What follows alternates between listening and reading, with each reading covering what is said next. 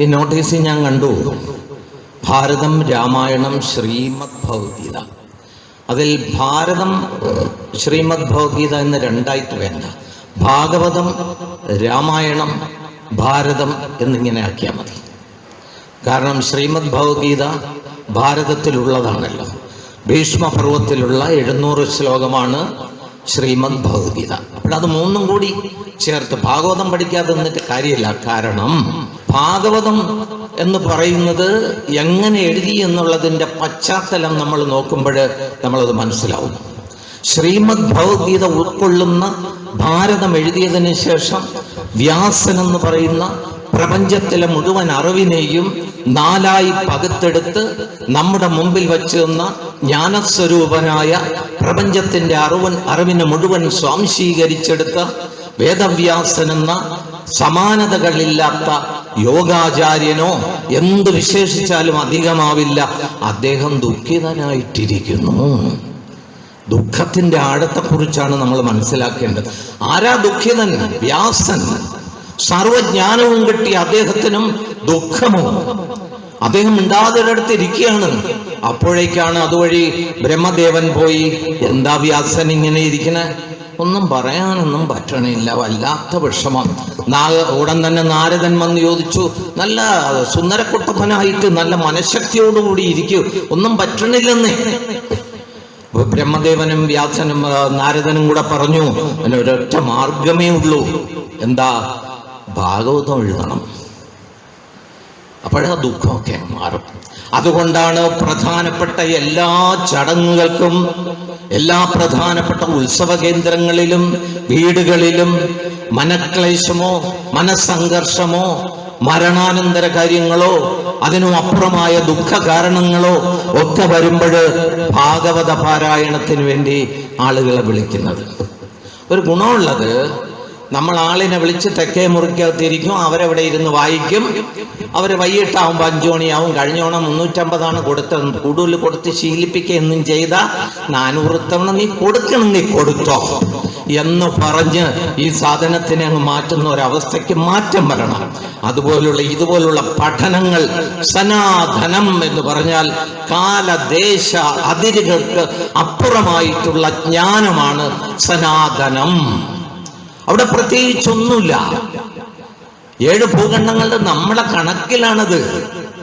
ഭഗവത്ഗീതയിൽ 11-ാം അധ്യായത്തിൽ ഭഗവാൻ വിശ്വരൂപം കാണിക്കുമ്പോൾ അർജുനൻ ചോദിക്കുന്നു, എന്റെ പൊന്നു ഭഗവാനെ, എനിക്ക് ഈ ചതുർബാഹു സമന്വിതനായി നിൽക്കുന്ന വിഷ്ണു ഭഗവാനെ അല്ലാതെ ഈ ലോകം മുഴുവൻ നിറഞ്ഞു നിൽക്കുന്ന എന്റെ വിഷ്ണു ഭഗവാനെ എനിക്കൊന്ന് കാണണമല്ലോ എന്ന് ചോദിച്ചവൻ പറഞ്ഞു, നിന്റെ ഈ കൊച്ചു കണ്ണുകൊണ്ട് പറ്റൂടാത്.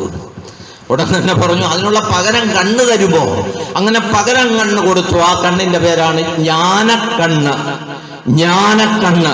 നമ്മുടെ ഒന്നും കണ്ണ് ജ്ഞാനക്കണ്ണാണോ എന്ന് നമ്മൾ സ്വയം തീരുമാനിച്ചാൽ മതി. ഒരുപാട് സമുദ്രങ്ങൾ, ഒരുപാട് വൻകരകൾ, ഒരുപാട് ഭൂഖണ്ഡങ്ങൾ, ഒരുപാട് പ്രപഞ്ചം, ഒരുപാട് നദികൾ, ഒരുപാട് വനങ്ങൾ, ഒരുപാട് മൃഗങ്ങൾ, ഒരുപാട് പക്ഷികൾ, ഇങ്ങനെ മൃഗാദികൾ, അങ്ങനെ എല്ലാം കണ്ട് ഇങ്ങനെ നിന്നപ്പോഴേക്ക് ചെന്നടുത്ത് എന്നിട്ട് പറഞ്ഞു, ആ കണ്ണങ്ങ് എടുക്കണേ, എനിക്ക് ആ 4 കൈയുമായിട്ട് നിൽക്കുന്ന ആളിനെ കണ്ടാൽ മതി, എനിക്ക് സമനില തെറ്റിപ്പോണു, അത് തിരിച്ചെടുക്കാൻ പറഞ്ഞു.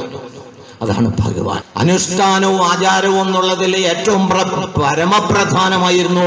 അക്ഷരം പഠിക്കാത്ത, സംസ്കൃതം പഠിക്കാത്ത, യാതൊരു പ്രാഥമിക വിദ്യാഭ്യാസം പോലുമില്ലെങ്കിലും ത്രിസന്ധ്യ സമയത്ത് കൃത്യമായി വിളക്ക് കത്തിച്ച് നാമം ചൊല്ലുന്ന ഒരു മഹത്തായ പാരമ്പര്യത്തിന്റെ പിന്മുറക്കാരാണ് നമ്മൾ. എത്ര വീട്ടിലാണ് നാമം ചൊല്ലണേ? വിളക്കം കത്തിച്ച് NH-ന്റെ സൈഡിൽ കൂടെ നടന്നു പോകും. അവനവന്റെ വീട്ടിൽ വിളക്ക് കത്തിച്ചാൽ പോരെ? അവനവന്റെ വീട്ടിലാണ് വിളക്ക് കത്തിക്കേണ്ടത്. ഞാൻ നിങ്ങളുടെ മുമ്പിൽ ഇങ്ങനെ നിന്ന് സംസാരിക്കുന്നുവെങ്കിൽ അതിന് കാരണം എന്റെ അഹംഭാവവും എന്റെ പാണ്ഡിത്യക്കെട് ഗർവൊന്നുമല്ല. പിന്നെയോ എന്റെ അപ്പനും അമ്മയും നാമം ചെല്ലുന്നത് കൃത്യമായി കണ്ടതുകൊണ്ടാണ്. എന്റെ അച്ഛനും അമ്മയും നാമം ചെല്ലുന്നത് കണ്ടതുകൊണ്ടാണ്. എന്നും നല്ലതുപോലെ നാമം ഇയാൾ എന്താ കളിക്കണേ? മൊബൈലിൽ കളിക്കണം, എഴുതിയെടുക്കണം. പേരെന്തോന്ന് മക്കളെ? പേരെന്തോന്ന്? വീടവിടെ മക്കളെ? Very good. അപ്പോഴെഴുതിക്കോളൂ. അപ്പോൾ ആ നാമം ജപിക്കുന്നത് ഇന്ന് നോക്കൂ, ഇന്നുമുണ്ട്. വൈകിട്ടാകുമ്പം എഴുന്നേക്കാൻ വയ്യാത്ത അമ്മമാര് എഴീച്ചു കൊണ്ടുവന്ന് പിത്തളയിലെ ആ നിലവിളക്കിനെ ചകിരിയും ചാമ്പലും പുളിയും ഒക്കെ കുടയിച്ച് തേച്ച് മിനിക്ക് സ്വർണ്ണ വർണ്ണമാക്കി കൊണ്ട് ചരിച്ചു വച്ചിട്ട് ത്രിസന്ധ്യ സമയമാകുമ്പം കൃഷ്ണ നാരായണ എന്ന് വിളിച്ചിട്ട് കൊണ്ടുവന്ന് വിളക്ക് കത്തിക്കും. വിളക്ക് തങ്കപ്പൻ തമ്പീരെ കടയിൽ നിന്ന് മേടിക്കുന്ന അലങ്കാര സാധനമല്ല. ആ വിളക്കിനൊരു മഹാസത്യമുണ്ട്. എന്താണെന്നറിയോ? ആയിരിക്കുന്ന വിളക്ക് ഇനിയെങ്കിലും അറിഞ്ഞുകൂടാത്തൊരു കേൾക്കുക. ആ വിളക്കെന്ന് പറയുന്നത് അടിയിൽ തട്ടിയിരിക്കുന്നത് ബ്രഹ്മാവ്, ആ തണ്ടെന്ന് പറയുന്നത് വിഷ്ണു, മുകളിലിരിക്കുന്ന തട്ടെന്ന് പറയുന്നത് ശിവൻ, അതിലേക്ക് ഒഴിക്കുന്ന എണ്ണ വിഷ്ണു, അതിലെ തിരി എന്ന് പറയുന്നത് ശിവൻ, കത്തിക്കുന്ന ജ്വാല വിളക്ക് ദീപം എന്ന് പറയുന്നത് ലക്ഷ്മി ദേവി, അതിന്റെ വെളുത്ത പ്രകാശം ശ്രീ സരസ്വതി. എന്താ? അതുകൊണ്ട് താഴെയിരിക്കുന്ന തട്ട് ബ്രഹ്മാവ്, തണ്ട് വിഷ്ണു, മുകളില് ശിവൻ, ഒഴിക്കുന്ന എണ്ണ വിഷ്ണു. വിഷ്ണു എന്നാൽ ഊർജം എന്നാണ് വാക്കിന്റെ അർത്ഥം. ഊർജത്തെ നിർമ്മിക്കാനോ നശിപ്പിക്കാനോ കഴിയില്ല. ഊർജ തന്ത്രശാസ്ത്രം എപ്പോഴും ഇവിടെ വിഷ്ണു ഉണ്ടായിരിക്കും, ഊർജം ഉണ്ടായിരിക്കും. അപ്പോൾ അതിൽ കത്തിക്കുമ്പോ ആ ജ്വാല വരും, ലക്ഷ്മിയാണ്. അതിൽ തേജസ് വരുന്നു, സരസ്വതി. ആരെയൊക്കെ? ബ്രഹ്മ വിഷ്ണു മഹേശ്വരന്മാരെയും ലക്ഷ്മി ദേവിയെയും ശ്രീ സരസ്വതിയെയും അവിടെ അടുത്തെടുത്ത് ചമ്രം പടഞ്ഞിരുന്ന് അമ്മമാര്, മുത്തശ്ശിമാര് രാമ രാമ രാമ രാമ രാമ രാമ പാഹിമ രാമപാദം ചേരണേ മുകുന്ദ രാമ പാഹിമ. അയോധ്യയില് പ്രാണപ്രതിഷ്ഠ നടത്തി 12:32 നമ്മുടെ ആരാധ്യന പ്രധാനമന്ത്രി ആ 11 ദിവസത്തെ കൃത്യമായ ഉപാസനയ്ക്ക് ശേഷം ഒരു നേരം വെള്ളം മാത്രം കുടിച്ചു കിടന്നിട്ട് മുഖ്യ യജമാനനായി വന്നുകൊണ്ട് ആ പ്രാണപ്രതിഷ്ഠ, അയോധ്യ രാമന്റെ പ്രതിഷ്ഠ നടത്തി. എല്ലാം കഴിഞ്ഞു, തൊഴുതു. കാണണമായിരുന്നു ആ കാഴ്ച. അന്ന് വൈകിട്ട് എല്ലായിടത്തും ബർമസലി, അടപ്രഥമൻ എല്ലാം ഉണ്ടായിരുന്നു. പിറ്റേന്നോട്ട് നാമം ചൊല്ലിയ നമ്മളാ ടൈപ്പല്ല.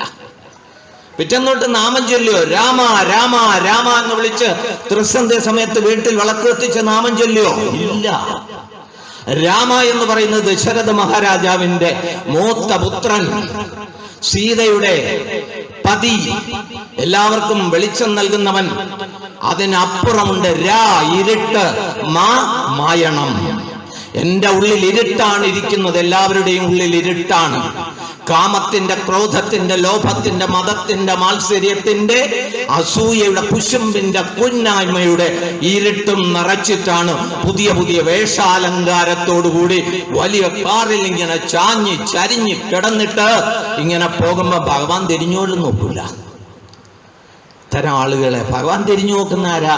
മുണ്ടിൽ പൊതിഞ്ഞ പുതിയും മുഖ്യമായ പുസ്തകവും കൊണ്ട് നാറുന്ന തുണിയും എടുത്ത് ചെല്ലുന്ന കുചേലന്റെ കല്ല് നിറഞ്ഞ അവിലിനെ ചേർത്ത് പിടിച്ചിട്ട് വാരി വാരി തിന്നാൻ തുടങ്ങുമ്പോ ഒരു പിടി കഴിഞ്ഞപ്പം കയ്യിൽ പിടിച്ച് ലക്ഷ്മി ദേവി മാറ്റി നിർത്തിയപ്പോഴ് രാത്രി ആയപ്പോഴ് ആ കട്ടിലിൽ കൊണ്ട്, ശ്രീ കൃഷ്ണ ഭഗവാന്റെ കട്ടിലിൽ കൊണ്ട് കിടത്തി ആരെയാ? കുചേലനെ. ഞാൻ ഇവിടെ കിടക്കണേ, അശോ പറ്റൂല. തന്റെ വസ്ത്രം ഏറ്റവും പുതിയതെടുത്ത് ഉടുക്കാൻ കൊടുത്തിട്ട് ഇത് ഉടുത്തിട്ട് കിടക്കണം. രാത്രി ആയപ്പം കുചേല എന്ത് ചെയ്തെന്നറിയോ? കുചേല അതെല്ലാം മാറ്റിയിട്ട് ആ പഴയ വസ്ത്രം എടുത്ത് ഉടുത്തിട്ട് അതേ കുചേലന് പറ്റൂ. പിറ്റേ ദിവസം പോകുമ്പോ നോക്കൂ, കാല് കഴുകി. ഭക്തനോട് ഭഗവാൻ കാണിക്കുന്ന സ്നേഹം, ആദരവ്, സംരക്ഷണം. നമ്മളൊരു കേറിയ മുണ്ടും നാറുന്ന മനുഷ്യനായി നമ്മളെ മുമ്പിലൂടെ വരുമ്പോ എനിക്കങ്ങ് ഒമിറ്റ് ചെയ്തടി. ഈ ഒമിറ്റ് ചെയ്തെന്ന് പറഞ്ഞ ആളിന്റെ വാക്യകാര്യം ഞാൻ പറയണില്ല. മനസ്സിൽ എനിക്കൊന്ന് ഒമിറ്റ് ചെയ്തു. ഒമിറ്റ് ചെയ്യില്ല. ഉള്ളിൽ ഈശ്വരനുണ്ടെങ്കിൽ അങ്ങനെ പാവപ്പെട്ടവനെ കാണുമ്പോ ഒമിറ്റ് ചെയ്യില്ല. കാരുണ്യമാണ് ഭക്തി, കാരുണ്യമാണ് ഭഗവാൻ. അതിനപ്പുറം ഒന്നുമില്ല. ആർക്കെങ്കിലും കാരുണ്യം ആരോടെങ്കിലും തോന്നുന്നുവെങ്കിൽ, ഇഷ്ടം പോലെ തോന്നുമെങ്കിൽ അയാളുടെ മനസ്സിൽ എന്തുണ്ട്? ഈശ്വരനുണ്ട് എന്നർത്ഥം. അവസാനം പിറ്റേ ദിവസം കുചേലം പോകുമ്പം ആ മുണ്ടും തുണിയൊക്കെ എടുത്ത് ഒന്നേന്ന് മണപ്പിച്ച്, ആ കൊടയെടുത്ത് മണപ്പിച്ച്, വടിയെടുത്ത് മണപ്പിച്ച്, കുചേലം പോട്ടാന്ന് ചോദിച്ചപ്പം കൃഷ്ണൻ നിന്ന് കരയും. പോണോ എന്ന് ചോദിച്ചു. അതാണ് സുഹൃത്ത് എന്ന് പറയുന്നത്. ഹൃദയത്തിന് പ്രകാശം നൽകുന്നവന്റെ പേരാണ് സുഹൃത്ത്. വില്ലിക്കടവിലിരിക്കുമ്പം പാരിപ്പള്ളി ബാറിൽ കൊണ്ടുവന്ന് വെറുതെ ഇരിക്കുമ്പം കുടിപ്പിച്ച് കൊണ്ടുവന്ന് ഇവിടെ കിടത്തുന്നവരുടെ അവർ സുഹൃത്തെന്നല്ല, ചതിയനെന്നാണ് ഇന്ന് നടക്കുന്ന ബഹുഭൂരിപക്ഷം. ആ ചതിയാണ്, ഒരു സംശയമുണ്ട. നല്ല ഡീസൻ്റ് ആയിട്ട് ഞാൻ ഇങ്ങനെ വെറും വായിൽ ഇരുന്നപ്പം കൊണ്ടുപോയ അന്തസ്സായിട്ട് അവിടുത്തെ ഫുഡ്. ഞാൻ അങ്ങനെ 2 കുപ്പി അങ്ങ് കുടിച്ച് വീട്ടിൽ ചെന്ന് ഇറങ്ങിയത് മാത്രമേ ഓർമ്മയുള്ളൂ. ഓർക്കണം, ഈ കുടിച്ചുകൊണ്ട് കയറുന്നവന്റെ വീട്ടിൽ നിന്റെ മക്കൾ വളരുന്നുണ്ട്. അവൻ നാളെ കുടിച്ചുകൊണ്ട് വരുമ്പോൾ നിനക്ക് ചോദിക്കാൻ പറ്റില്ല. ന്യൂ ഇയറിന് മേടിച്ച് ശേഖരിച്ച് വയ്ക്കും കുടിക്കാൻ. സാധനമുണ്ട്, നീഞ്ഞു വന്നാ മതി. ആറ്റിന്റെ കരയിരുന്ന് വെളുക്കുവോള കുടിക്കാം. നാമം ജപയുടെ രാമ രാമ രാമ, എന്റെ ഉള്ളിലെ ഇരുട്ട് മാറണേ, എന്റെ ഉള്ളിലെ കാമത്തിന്റെ ക്രോധത്തിന്റെ പത്രത്തിൽ വായിക്കാറില്ലേ? 90 വയസ്സായ അപ്പൂപ്പൻ 6 വയസ്സായ പെൺകുട്ടിയെ, ബാക്കി ഞാൻ പറയില്ല, ഞാൻ ഭാവിയായി പോകും. കാമം, ക്രോധം ഒന്ന് പറഞ്ഞ് രണ്ടാമത്തേന് ഇന്ന് വൈകിട്ട് അവനെ വെട്ടും. 5 പേര് ചെല്ലുന്നു, വെട്ടുന്നു, മുറിക്കുന്നു, തീർന്നു. ലോഭം, അത്യാഗ്രഹം, കുശുമ്പ്. ഒരു പാവപ്പെട്ട അന്ത്യാപീസിൽ പോണ ഒരു കുട്ടിയുടെ കൊച്ച് നല്ല മാർക്ക് മേടിച്ച് പാസ്സായ, ചുമ്മാ വേണ്ടി അതങ്ങനെ ജയിക്കാനൊന്നും വഴിയില്ല. ഇവിടെ 3 നില വീട്ടിൽ ഇങ്ങനെ AC ഉള്ള വീട്ടിൽ അവിടെ പഠിച്ചിട്ട് എൻ്റെ മോക്കൊന്നും കിട്ടിയില്ല. പിന്നെയാണ് അവക്ക് കിട്ടണത്. എന്താ? അസൂയ, കുശുമ്പ്, ഇങ്ങനെ കറുത്തിരിക്കുന്ന സാധനങ്ങളെ രാമ രാമ രാമ രാമ രാമ രാമ രാമ ഇതുള്ളിൽ വരല്ലേ എന്ന് പ്രാർത്ഥിക്കുന്നതിനാണ് നമ്മുടെ കാലങ്ങളിൽ രാമ രാമ രാമ എന്ന് വിളിച്ചത്. ആരെയൊക്കെ സാക്ഷി നിർത്തി? ബ്രഹ്മ വിഷ്ണു മഹേശ്വരനെ, ലക്ഷ്മി ദേവിയെയും ശ്രീ സരസ്വതിയെയും സാക്ഷി നിർത്തിക്കൊണ്ടാണ് ഈ അമ്മമാരും മുത്തശ്ശിമാരും. ഇന്നും നല്ല ചെറുപ്പക്കാരുണ്ട്, നാമം ജപിക്കുന്നവരുണ്ട്, കൃത്യമായി പ്രാർത്ഥിക്കുന്നവരുണ്ട്. ആ സംസ്കാരത്തിലേക്ക് തിരിച്ചു കൊണ്ടുപോകുന്നതിനാണ് ഇതുപോലുള്ള ധർമ്മത്തിന്. ധർമ്മം എന്ന വാക്കിന് എന്താ? ധർമ്മം എന്ന വാക്ക് ധർമ്മം വേറെ. ധർമ്മ സംസ്ഥാപനാർത്ഥായ സംഭവാമി യുഗേ യുഗേ എന്ന് എളുപ്പത്തിൽ പറയുന്നുണ്ട്.